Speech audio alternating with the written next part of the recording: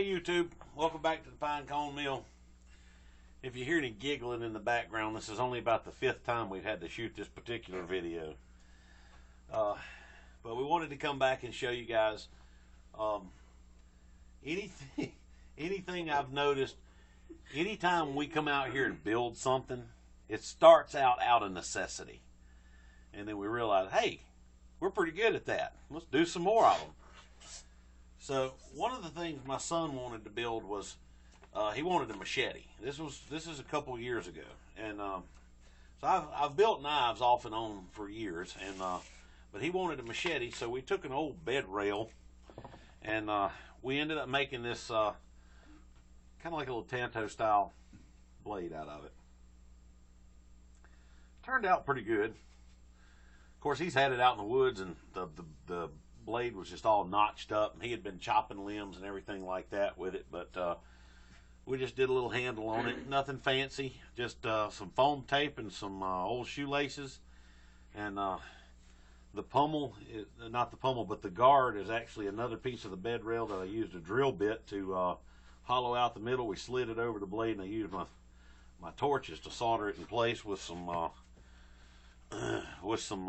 silver solder. And the sheath is made out of pine.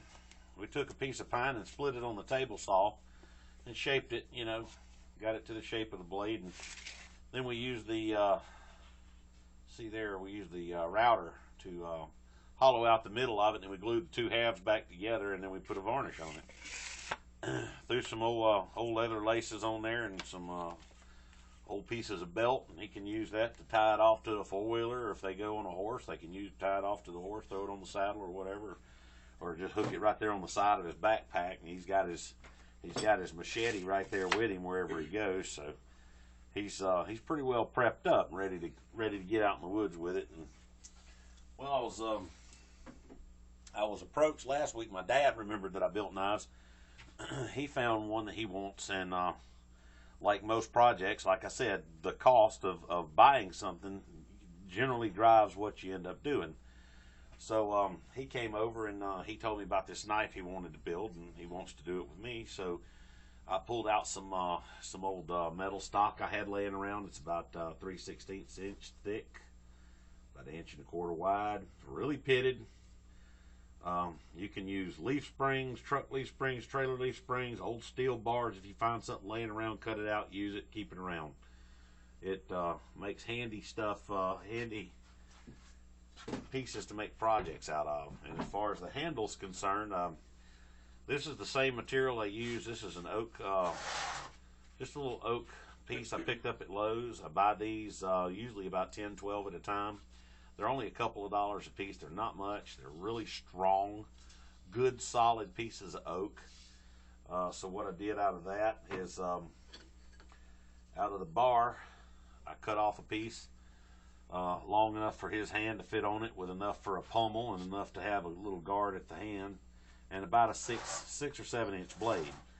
And I cut off 2 of these 6-inch pieces of this oak strip that well, when we put it together, once it's all said and done, it'll look a little something like that. And then we can go back and shape all the wood and everything like that. But before we do all that, we've actually drawn the knife. I don't know how well you can see this. I'll try to get the glare off of it. We've actually drawn the knife pattern on the steel. So what we're going to do from that point is we're going to take our Buckeye grinder, a little $3 DeWalt we found at a yard sale, and what I'm going to do is I'm going to use one of these wafer cutting discs. This is a CGW. This is a 4-inch for metal and stainless, very thin. It might be a 1/16 of an inch thick. But that's a 4-inch disc. Goes right on the arbor here. This is a really fast grinder. Cuts through steel like hot butter. Don't forget to wear that face shield though, because I have facial hair. You know, I definitely don't want to catch that on fire. This does throw a lot of sparks. That's a welding shield. Still. But this throws a lot of sparks. Now, what I've got on it now is a sanding pad. Now, well, you can see this, but it's individual little flaps, kind of like shingles lay together. This is little individual flaps of sandpaper. And that does a great job. Once I get the handle mounted on the blade will already have the shape of the handle in it. I'm going to cut out the larger pieces with that wafer disc I was showing you, and then I'll use a bench grinder to do the final shaping. And I'll get it to the shape I want, and then I'll mount the handle, or I'll dry fit the handle and get everything ready. Then I'll go ahead and finish polishing the blade up. That way when I mount the handle, I just have to shape it, do the final finishing on it, and I'll have a complete knife. There's a couple of options you can go with. If you want it to be even more rugged, obviously you can go with the polished finish on the knife, which on our bench grinder, we have a grinder on one side and a buffing wheel on the other. Harbor Freight, yet again. I think I paid $4 for the buffing wheel. And you can get rubbing compound for an automobile at any auto parts store for like $3 or $4. And that's what I use with my buffing wheel when I do polish a blade. And it brings this beautiful shine out. But if you don't have a grinder, again, Harbor Freight. You're going to hear me say that a lot. They've got this great set of files. These are two of my favorites here. These are my wood rasps. This is a number 2 12-inch wood rasp. It's flat on one side, curved on the other. This is called a rat tail rasp. All it is just a round piece of stock. And this has a really, you can see all those little spikes all over it. Really aggressive. Takes a lot of the wood out at a time. That way you're not sitting there trying to work a little bit at a time. This is a smaller version of it, but it's also got the fine file on that. That's curved. Flip it over and you got your flat wood rasp and a flat fine file. You're going to need that fine file when you start shaping the actual edge of the blade. This one's even finer. I don't even think you can see the ridges in it on the camera. But when you start the edge of that blade above your handle, you need to have an indentation in the steel that actually lets it start tapering down into the blade. And that's what you'll use that file for, is to run that edging to give it a nice clean look. And that way when you're done, you can actually take that file and finish your edge out, and then you can start working that edge on a honing stone, and then you can work it out on a piece of leather, and that'll bring your edge to a nice razor finish. Guys, this is some old carbon steel I've literally had laying around for years. Thanks, Dave. Hadn't forgot about you, buddy. He brought that to me. He wants me to make knives out of it. I've used old saw blades from sawmills, old bandsaw blades, all kind of different stuff. My table saw, when I have a blade that wears out on it, if the blade's not actually destroyed, I'll use that blade to make different kind of knives out of. They make great little skinning knives and stuff like that, and that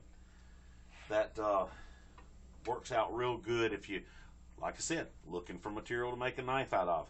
Start entertaining some of those ideas.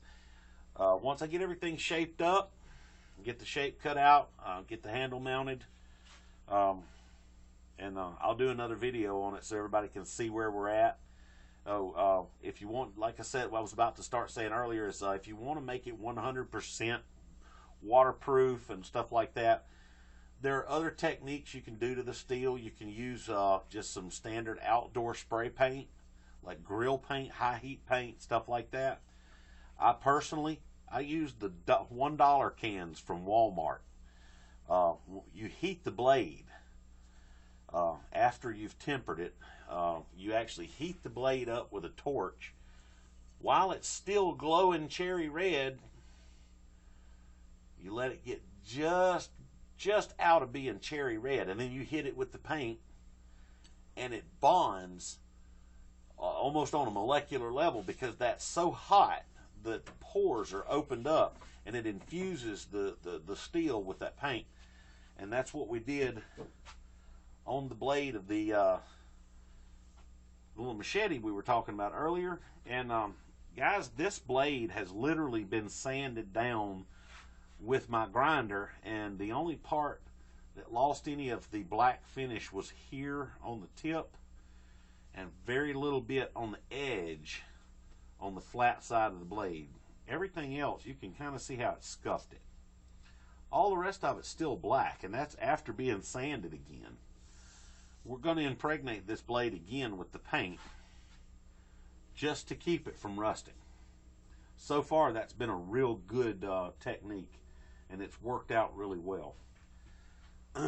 If you want to keep your handle in good shape, if you're using oak, you can always wax it. That's either that or some Neat's Foot oil. Anybody that's ever worked with leather, you've seen Neat's Foot. You can get it at really good boot shops and stuff like that. It literally is called Neat's Foot.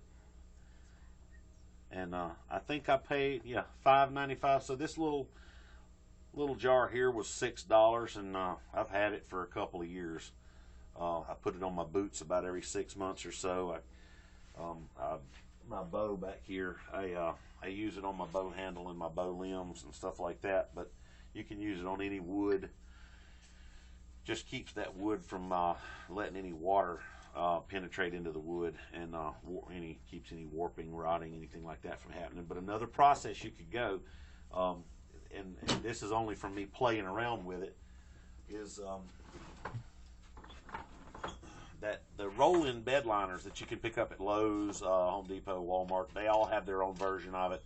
All the hardware stores and stuff like that. This is a piece of PVC that I was using to stir the can with. That thing is monstrous. That's a 1/2-inch piece of PVC. That grip, just going from the standard PVC, I can turn that in my hand, and the grip that you get just by having that layer on there.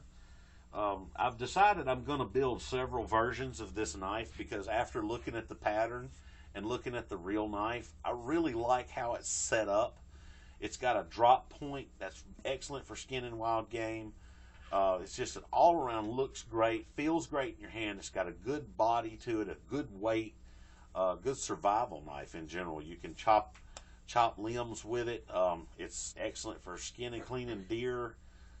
Anybody that does any kind of hunting, this would be a good knife to have around. And if you see something like this, you know how to build it, well, you can save yourself potentially hundreds or thousands of dollars, because the cheapest one of these I've seen was $120. And they've ranged anywhere from $100 all the way up to $200 everywhere I've seen them. That's online, special offers, the whole 9 yards. So we're going to give this one a shot, see how it turns out. And we'll hope for the best. We'll do some more videos on it, and hope you guys enjoy our videos. Like us, subscribe, and keep coming back. We'll keep doing them. Give us some ideas in our comments section down below. If you have some ideas of something you want to try to see if we can build, maybe we can wrap our brains around it. Shoot us a line. We'll see what we can do. I'll try to answer everything I can. Like I said, right down below, leave us some comments. Like us. We love you guys. We'll see you next time.